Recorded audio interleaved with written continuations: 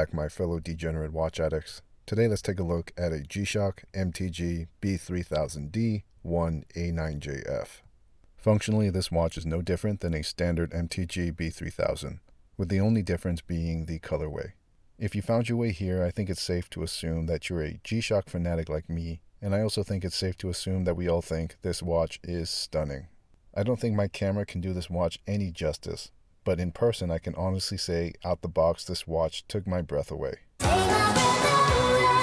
The irony in a watch like this is how tough it's supposed to be, but it's so beautiful that I have no shame in saying I'm gonna baby this watch like it were a delicate vintage mechanical watch. Judge me all you want, but I paid for it and I'm gonna keep it looking nice. Which brings us to the price. I purchased mine for $800 from Japan Select, which was actually kind of surprising, considering the standard model goes for a little bit more.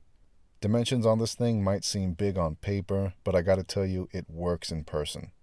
The case is very evenly spread out across my wrist, and the slim profile does a great job at mitigating any concerns of being too big. For hardware, this watch is mainly steel with sprinkles of resin here and there. The resin is hidden away well enough to where the metal exterior steals the spotlight in the best kind of way. At the top, there is a sapphire crystal. On the side, there are 4 steel pushers, a screw-down crown, and at the bottom there is what would seem like a case back, but it's actually part of the case itself. Usually, there's the case and a separate case back. But here, the case back is really just the bottom half of the entire case and wraps around the top half on either side. All of this gives the watch 200 meters of water resistance. The bracelet is a fusion of steel and resin.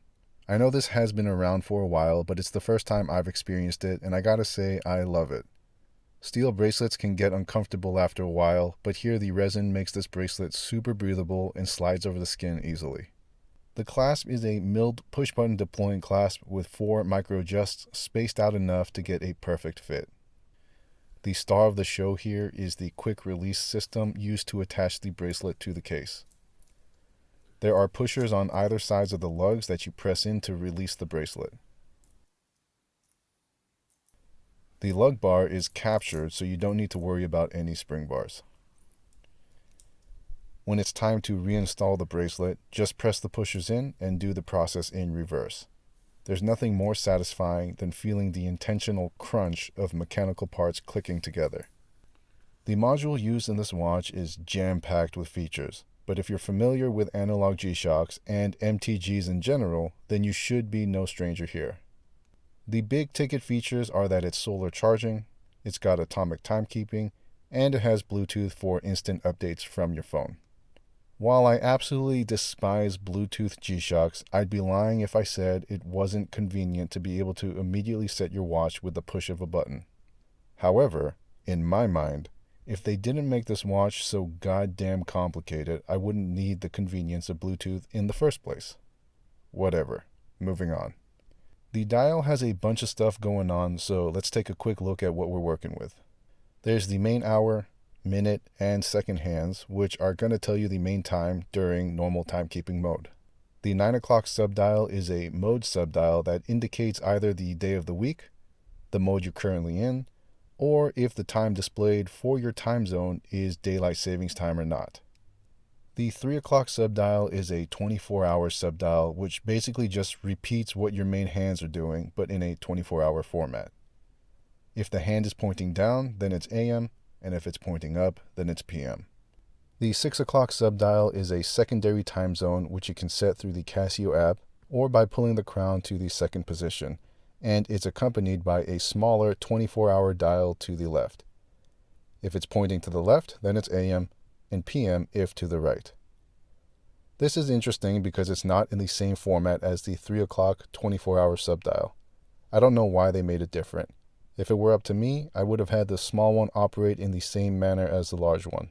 To me, this seems like an unnecessary thing that makes you have to recalculate how you process 24-hour time when looking at the secondary time zone. For the modes, there's a stopwatch, timer, and alarm. You access these modes through the bottom left pusher, and the mode hand in the 9 o'clock subdial will tell you which mode you're currently in. For the stopwatch and timer, the main second hand is used to display each second, but the minutes and hours are displayed in the 6 o'clock subdial. The small 24-hour dial displays hours as well, so both modes can measure or count down for up to 24 hours. The timer and alarm can be manually set by pulling the crown to the first position and setting the values on the 6 o'clock subdial. You can set these values through the Casio app as well. If you're listening to all of this and feeling intimidated by the user interface, I don't blame you. On the surface, it's really not a user-friendly module, but once you get the hang of it, it's not too bad. Plus, because these modules are so accurate, you really only have to set it once and then you're probably never going to have to adjust the time ever again. For nighttime, the MTG B3000 has Casio's Neo Bright applied to the indices and hands, which is okay, and there's also a single LED for a backlight.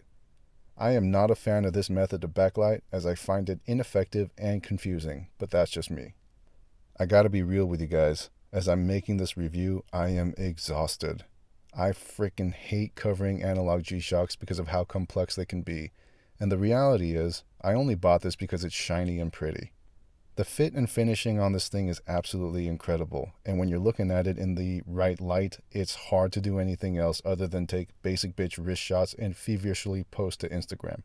I love the 4 bezel screws, even though I don't think screws is the right term to use here.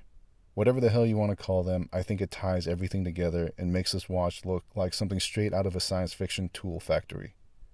The touch of gold is icing on the cake and pure class, but doesn't make the watch look gaudy or tacky in any way. Overall, I'm pretty happy with this purchase and enjoy every time it's on the wrist. Full transparency, there are some features I haven't covered like the phone finder function, but I think this video is a good starting point to get a general idea if the B3000 of any flavor is the right choice for you. That's all I have to say for now. If you made it this far, a like and subscribe is always appreciated. Thanks for watching, and I'll catch you guys in the next one. Bye.